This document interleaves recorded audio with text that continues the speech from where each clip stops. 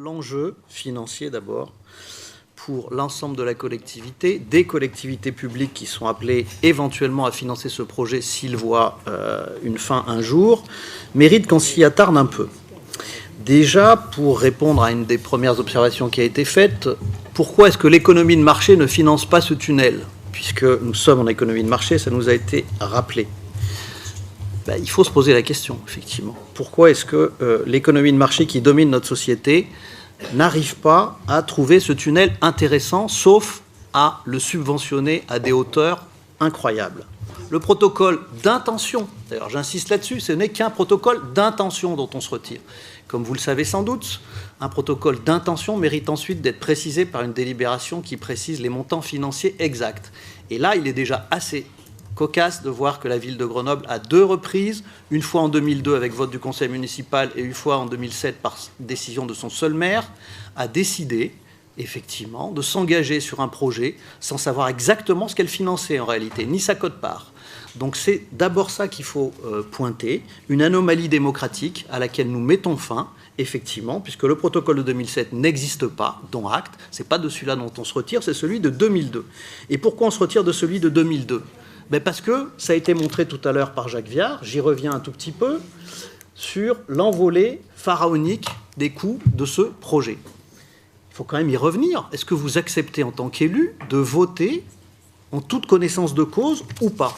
C'est ça le débat. Et d'ailleurs, normalement, on devrait être rassuré, puisque j'ai bien écouté les débats sur Cœur de Ville, Cœur de Métro antérieurement, et je pense que normalement, cette délibération devrait être votée à l'unanimité, puisqu'on a entendu le Parti socialiste nous dire d'abord que sur les 10 millions d'euros de Cœur de Ville, Cœur d'Agglo, on ne peut pas s'engager à l'aveugle. Tiens, d'accord. Et par contre, la droite ensuite dit qu'il faut mieux utiliser l'existant. Eh bien, c'est exactement ce qu'on demande pour le Lyon-Turin. Donc, cette délibération devrait être votée à l'unanimité. Si elle ne l'est pas, c'est peut-être qu'il y a d'autres enjeux derrière. Alors, sur la dérive des coûts, revenons-y quelques minutes. Le protocole donc d'intention de 2002 puis de 2007, même s'il n'a pas d'existence juridique pour les Grenoblois, nous engageait à hauteur de 129 millions d'euros pour un projet qui depuis a été multiplié par 2,5. Jacques Viard l'a dit, je le répète pour que les chiffres s'inscrivent bien, c'est donc à hauteur de 325 à 330 millions d'euros que nous serions engagés. J'ai dit que nous serions engagés, parce que nous allons en sortir évidemment ce soir, mais cette somme est importante, puisque ça veut dire que la ville de Grenoble, en admettant qu'elle en prenne 20% de cette somme qui concernait le conseil départemental de l'Isère, la métropole et la ville, ça veut dire 65 millions. Faut-il supprimer le plan école de 65 millions d'investissements que nous avons prévu d'ici la fin du mandat? Faut-il entasser les petits grenoblois à 30, puis 35, puis 38 par classe, pourquoi pas, pour forer un deuxième tunnel alors que l'actuel n'est utilisé qu'à 18% de sa capacité? Ce qui n'est pas beau à voir, c'est les comptes de SNCF Réseau. Le promoteur du projet, en théorie en France, celui qui soutient. Parce que SNCF Réseau, ex-RFF, est asphyxié par une dette colossale de 42 milliards d'endettement financier qui, normalement, lui interdisent de porter des projets, et c'est inscrit dans ses statuts, qui aggraveraient son endettement. Mais pour le Lyon-Turin, on serait capable de faire une exception, apparemment. Alors que nos lignes du TER du quotidien n'arrivent pas à fonctionner correctement, on en sait quelque chose à Grenoble avec la calamiteuse ligne Lyon-Grenoble, eh bien, effectivement, il faudrait là admettre une exception à un principe. C'est quand même très curieux. Alors, venons-en maintenant à d'autres motifs pour lesquels, du point de vue du financement public, ce n'est pas pertinent. Son nom a été cité tout à l'heure, mais pas son prénom, il s'appelle Philippe Duron. Il ne s'appelle pas Pierre Duron. C'est le rapporteur de la commission Mobilité 21 de 2013, qui est effectivement député socialiste de Caen.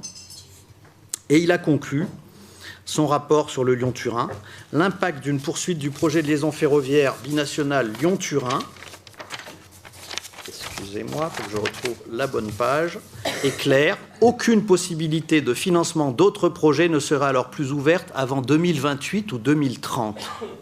Voilà pourquoi ça a été reporté dans un deuxième niveau de priorité, et le préfet de région a mentionné cela dans sa réponse au maire de Grenoble, effectivement. Ça illustre bien à quel point ce projet n'est pas prioritaire. C'est tout. Pour répondre aux problèmes de financement, dernièrement, qu'est-ce qui s'est passé? Ça a été cité tout à l'heure. Il y a eu un rapport commandé par le gouvernement à 2 parlementaires, Michel Destaut et Michel Bouvard. Ce rapport a été remis au Premier ministre en juillet 2015. Je l'ai lu, ce rapport. Il préconise de créer une sorte d'écotaxe régionale pour financer le tunnel. Il faut avoir le sens de l'humour, effectivement, quand on lit ça, puisque c'est le même gouvernement qui a torpillé littéralement l'écotaxe nationale pour un coût pour les finances publiques de 834 millions d'euros pour démonter les portiques Ecomove. Et il faudrait croire que maintenant, il y aurait la volonté politique de créer une écotaxe régionale, alors qu'au début, l'écotaxe nationale a été torpillée dans une région et que ça a eu un effet, comme vous l'avez vu. Donc non, soyons sérieux, il n'y a pas de possibilité de financement actuellement, mais c'est une bonne idée de mettre une écotaxe sur les poids lourds par ailleurs. En tant qu'écologiste, on est pour, on est absolument pour. Mais on n'est pas pour la croissance indéfinie des trafics qui est pourtant sous-jacente à tout ce projet. Il y a aussi d'autres curiosités.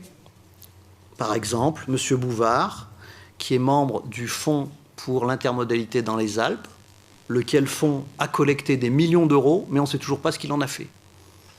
Quand même curieux. Il y a encore d'autres arguments qui ont été cités, auxquels je tiens quand même à répondre, parce qu'il se trouve que j'ai été visiter le tunnel ferroviaire du Gothard, l'ancien et le nouveau. Ça m'a appris, en tant que conseiller régional de la commission de transport, nous avions un voyage d'études là-bas payé par Alpen Initiative, c'est-à-dire l'association suisse qui a réussi à imposer la régulation des poids lourds en Suisse, parce que les Suisses, quand ils font une votation citoyenne, ensuite ils la mettent en application. C'est bien intéressant ce qui se passe en Suisse. Et donc, qu'est-ce qu'on voit au Gothard? On constate que l'effet emploi, il a fait pchit. Au Gothard, 57 km de tunnels qui viennent d'être forés ont généré 1800 emplois par an. Et pourtant, on nous a dit ici ou là que ça allait développer jusqu'à 30 000 emplois, y compris des parlementaires qui nous ont dit ça. Au Gothard, qu'est-ce qu'on constate? Qu'ils ont une ligne actuellement qui fonctionne très bien et qui fonctionne avec 65% de report modal. C'est incroyable, ça. Exactement la même ligne, forée à peu près dans les mêmes années que le Mont-Cenis, la même pente. Eh bien, il y a des trains de 1600 tonnes, comme en France, parce qu'en France, il y a des trains de 1600 tonnes qui circulent, je vous le signale. Eh bien, effectivement, les Suisses y arrivent. Pourquoi on n'y arrive pas, nous? Jacques l'a dit tout à l'heure, parce que la France n'a pas la volonté politique de développer une politique de fret ferroviaire, tout simplement. Donc nous, ce qu'on demande, c'est que si on veut développer le fret ferroviaire, allons-y, mais tout de suite, ici et maintenant, sans attendre un éventuel deuxième tunnel.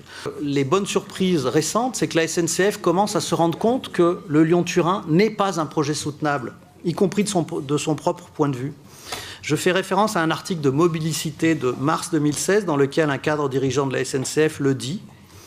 Très clairement, nous exploitons 3 TGV quotidiens sur l'Italie, nous en mettrons peut-être 5 ou 6 au total, mais pas davantage, car le coût du fonctionnement de l'ouvrage et l'aménagement des abords vont faire exploser le prix des péages, exactement comme ce qui se passe sur la LGV Tours-Bordeaux, ou encore sur Lyon, sur Perpignan-Figueras.